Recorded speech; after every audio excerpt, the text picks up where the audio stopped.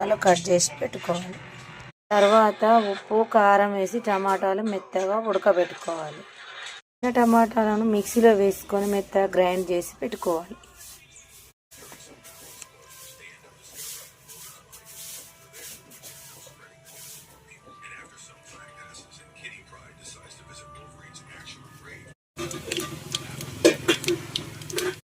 జీలకర్ర,